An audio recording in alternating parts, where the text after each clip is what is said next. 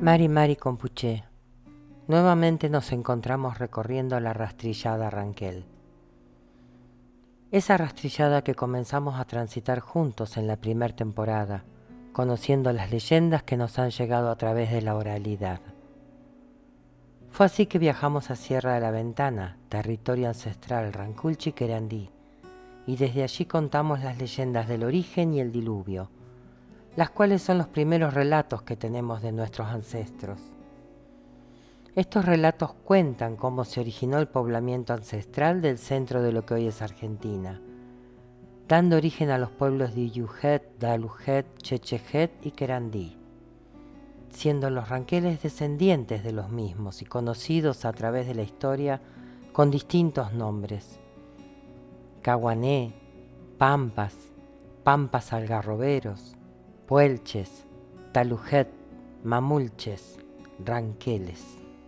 Por eso yo creo que podemos hablar de una gran familia macrorregional que compartía una misma cosmovisión o formas de entender el mundo y de relacionarse con el mundo, y en consecuencia de tener prácticas sociales y culturales vinculadas a esa forma de entender el mundo, que tenía que ver con esta gran cosmovisión.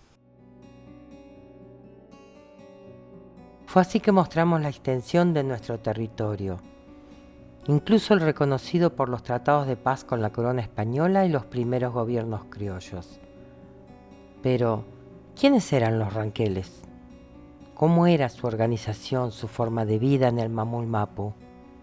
Hablamos de la forma de vida de nuestro pueblo, de cómo nos organizábamos socialmente, la importancia de la mujer en la organización social y la espiritualidad del pueblo ranquel, la energía de la mujer como entidad creadora de cultura y de identidad, y cómo en algún momento de nuestra historia estas mujeres protegieron esa identidad que fue prohibida durante tantos años. Y pasa algo increíble, la energía femenina es tan poderosa y en el mundo indígena tiene tal nivel de elevación espiritual y de fortaleza espiritual, que fíjate que en el retorno a la organización de nuestro pueblo la mujer ha cobrado un rol protagónico de nuevo. Ha sido la mujer la que pudo sostener la cohesión entre las comunidades y familias, la que ha tomado un rol activísimo, muy activo para poder mantener la manada junta. Ha sido la mujer la que se coloca, pasa del silencio a la palabra y de la palabra al reclamo y a la fundamentación de los derechos de un pueblo. Proteger desde el silencio, lejos de los ojos de los demás, ocultadas, para poder luego aflorar cuando fuera el momento necesario. Ese conocimiento es lo que hoy rescatamos y lo que nos hace sentir ranqueles. Mujeres que en la actualidad emplean esa energía y esa fuerza en la política indígena, en las negociaciones con el Estado para que se cumplan los derechos de nuestro pueblo, derechos vigentes en legislación internacional, nacional y local. Y así como hoy en día, la red caminera de nuestras sociedades son fundamentales para el desarrollo de nuestra sociedad, también lo eran los caminos Orrupú que recorrían todo el territorio ancestral.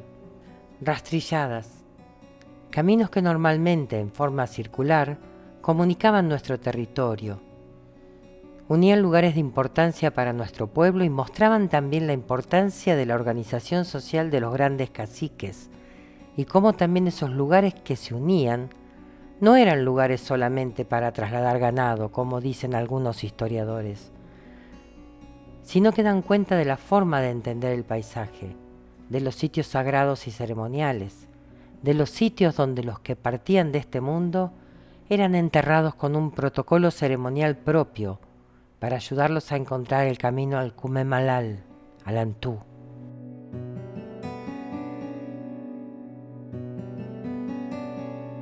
Normalmente solo por las rastrilladas se podía transitar.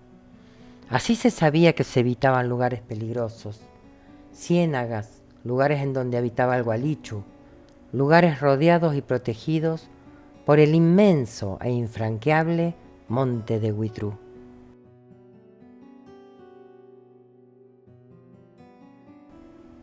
También nos conducían a sitios sagrados, lugares de transhumancia y peregrinación de nuestro pueblo, como es Sierra de la Ventana y del Tandil. Los hallazgos arqueológicos también dan cuenta de una ocupación milenaria, y de eso nos habla la industria lítica y la industria cerámica, que fue encontrada y que comparte rasgos similares en todo el centro de Argentina, y que coincide con lo que nosotros llamamos el territorio ancestral de nuestro pueblo. Estos rasgos tienen que ver con una toponimia e iconografía presente en toda la región centro. Pinturas rupestres, diseños en las cerámicas que muestran cómo había una cosmovisión común en toda el área. ¿Pero eran ceramistas los ranqueles? ¿Por qué se ocultó durante tantos años la producción cerámica del Mamul Mapú? La cerámica, la lengua, la ceremonia, todas esas cosas se hacían de forma oculta o se fueron desapareciendo de a poquito, gradualmente, sistemáticamente. Eso es lo que pasó después de la conquista del desierto, ¿no? Los yacimientos encontrados en La Pampa y todo el centro del país dan cuenta de una producción milenaria que solo se detuvo luego del genocidio. Aunque también hay sitios de comercio en donde se encuentran restos de vasijas y otras cosas que pertenecían a otras culturas, mostrando cómo había un intercambio con otras naciones indígenas. Estudiando estos sitios arqueológicos, vemos cómo en algún momento histórico se produce un gran cambio. Un cambio que modificó no solo las comunicaciones, sino también las armas utilizadas. Ese cambio se produjo con el encuentro con el caballo. ¿Qué fue y qué es el caballo para los ranqueles? ¿Cómo se relacionó con este noble animal? ¿Qué significó para el desarrollo de nuestra territorialidad? ¿Cómo fue y cómo es ese vínculo tan especial que la mayoría de los ranqueles tenemos con ellos? Este vínculo que ayudó a mantener el gran dominio territorial de nuestro territorio ancestral, para defendernos del avance de la frontera con la civilización, la que continuamente iba empujando a nuestro pueblo hacia el centro y el oeste de lo que hoy es Argentina.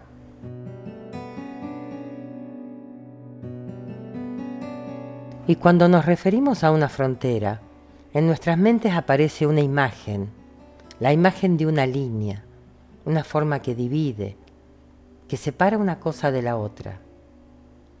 ¿Pero la frontera con los ranqueles era eso? ¿Cómo eran los espacios fronterizos donde interactuaban los ranqueles con la sociedad criolla? Así fue que también descubrimos que la frontera no era una barrera infranqueable, que separaba los unos de los otros, sino que eran espacios donde se practicaba el intercambio, la convivencia, el trueque y préstamo de bienes, lugares en donde se vivía en relativa paz con las comunidades criollas que habitaban en esa zona. Relaciones más complejas que la simple separación de culturas. Quizás estos espacios dan cuenta hoy de lo que fuera la verdadera interculturalidad. Quizás estos espacios crearon la base para la construcción del verdadero ser nacional. Una interculturalidad que quizás se hubiera desarrollado de otra forma si se hubiera cumplido con los tratados.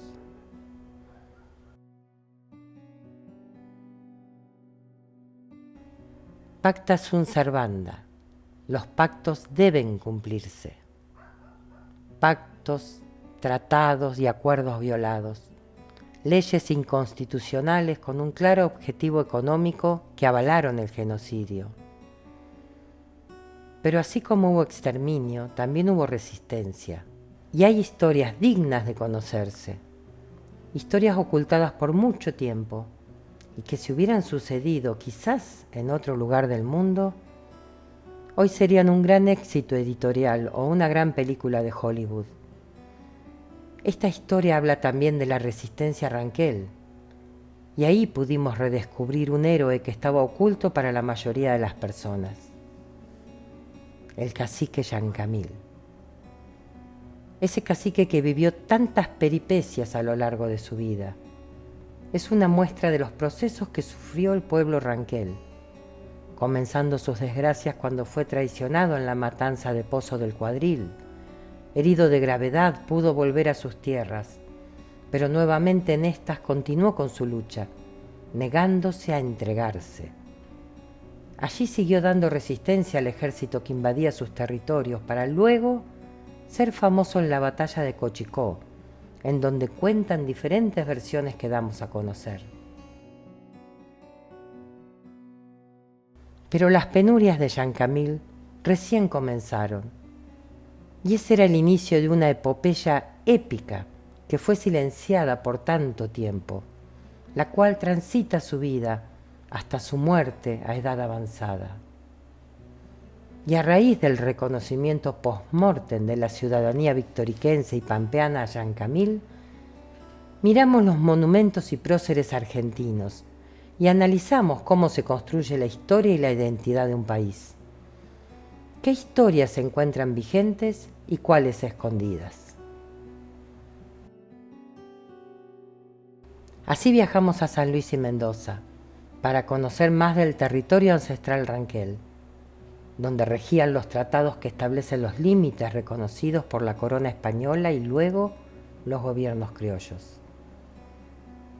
Visitamos sus comunidades y escuchamos los problemas que aún tienen por querer proteger su propia identidad. ¿Qué se sabe hoy de nuestro pueblo en esos sitios ancestrales? A continuación, esta rastrillada se interna en lugares aún más oscuros de nuestra historia. Nos conduce al tiempo en que la traición final del Estado da puntapié inicial para la ocupación ilegal del territorio ranquel, habilitando los fusilamientos en masa, los traslados a pie durante grandes distancias, el hambre, el frío y las torturas de los prisioneros, para llegar a campos de concentración donde eran clasificados y enviados nuevamente a diferentes destinos.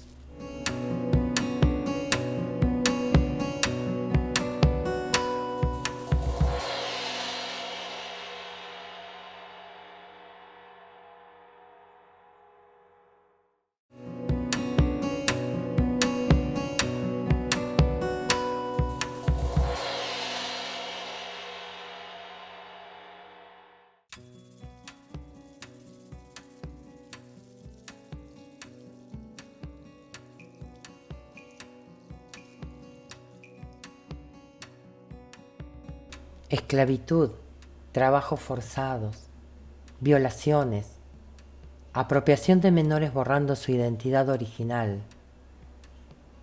Muestra cómo comenzó otra etapa del genocidio. Un genocidio que ya había comenzado cuando los españoles llegaron a las costas del Río de la Plata, y que fue avanzando inexorablemente a pesar de haber ido cambiando los autores.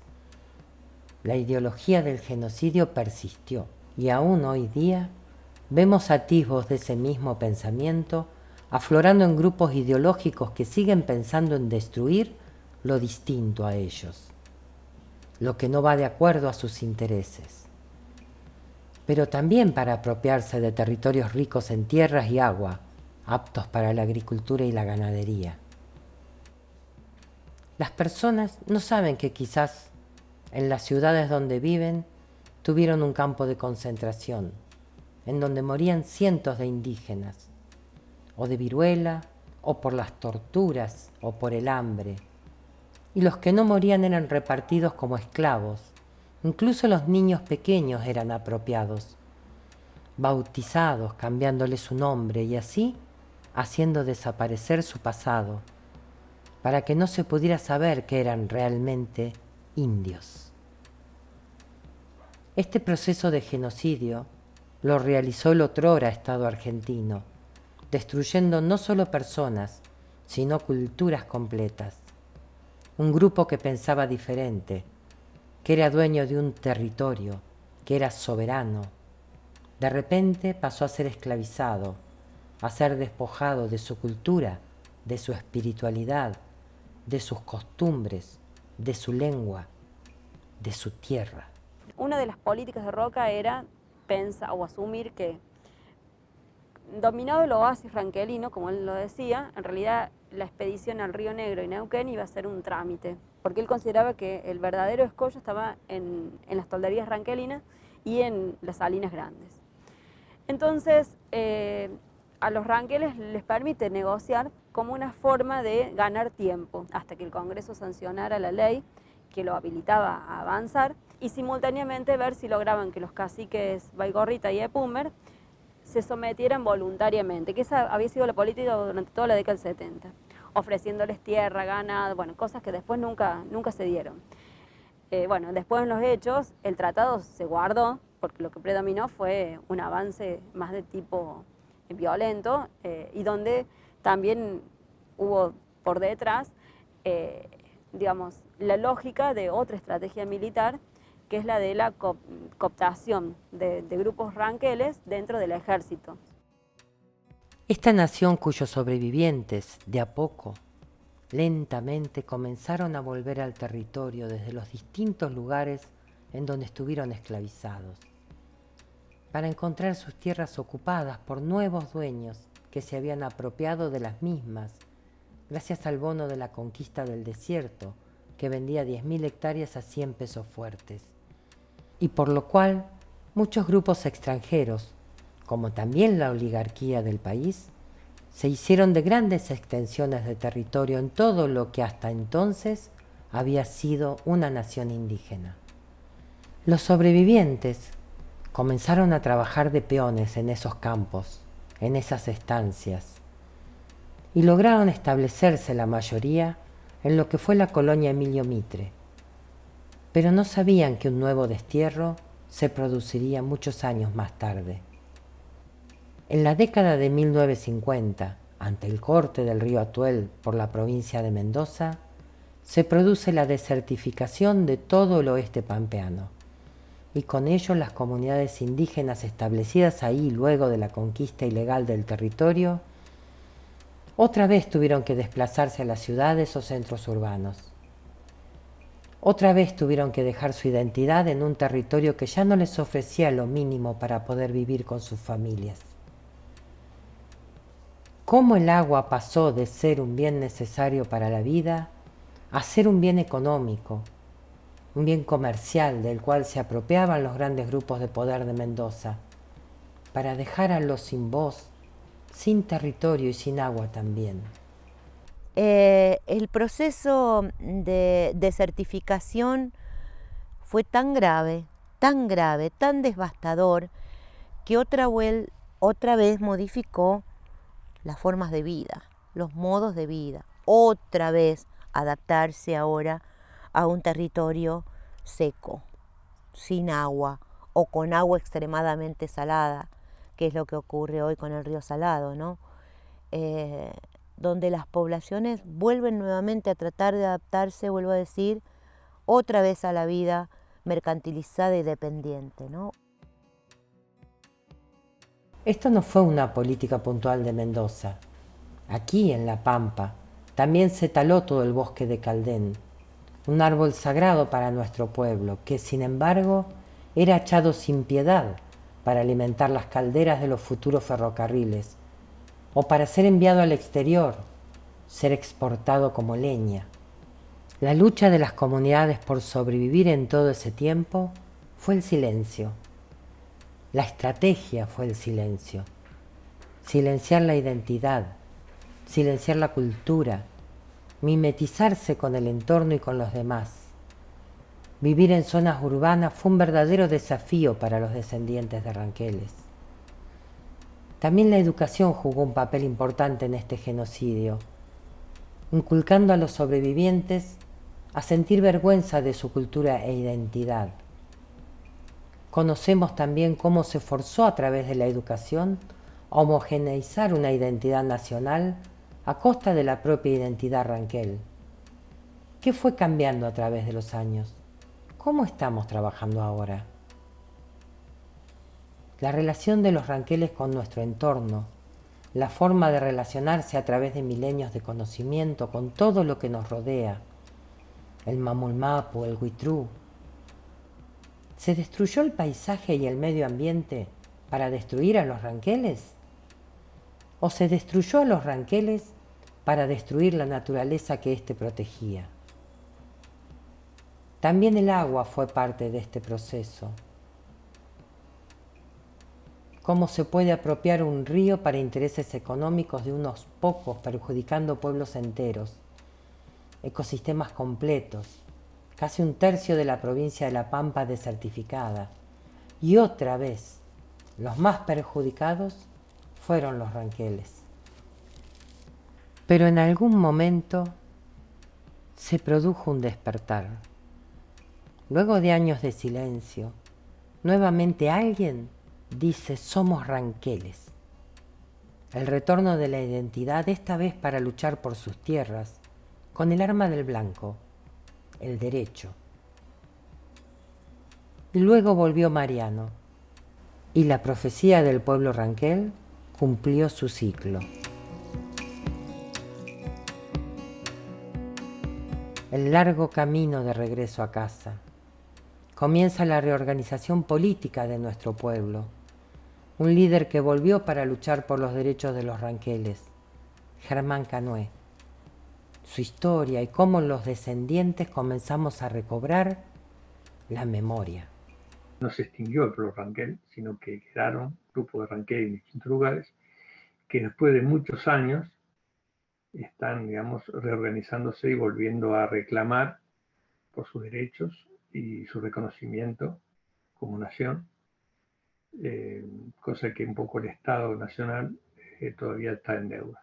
Es decir, el Estado Nacional nos pidió perdón por los crímenes cometidos en la última dictadura militar, pero todavía le falta pedir perdón por el genocidio que hizo con los distintos pueblos indígenas, no solamente con el pueblo ranquel. Pero esta rastrillada aún no termina. Quizás como esos milenarios caminos de nuestro territorio ancestral, nosotros también recorremos un camino circular, un camino que va redescubriendo historias, algunas dolorosas, otras de esperanzas. Esta segunda temporada tocaremos más en detalles algunos temas, como genocidio, campos de concentración, sitios sagrados, sitios de memoria, el negocio de la tierra. También llegaremos a conocer lugares de asentamientos milenarios en todo el territorio ancestral. Los invitamos a acompañarnos nuevamente para seguir transitando por esta rastrillada ranquel.